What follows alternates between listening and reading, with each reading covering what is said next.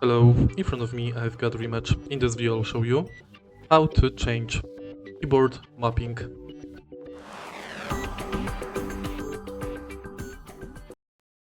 In the beginning, let's go to System and go to Options.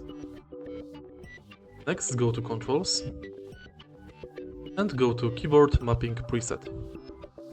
Here you can change between default keyboard preset, double thumb buttons preset, complex thumb button preset, or custom. In custom you can customize buttons mapping.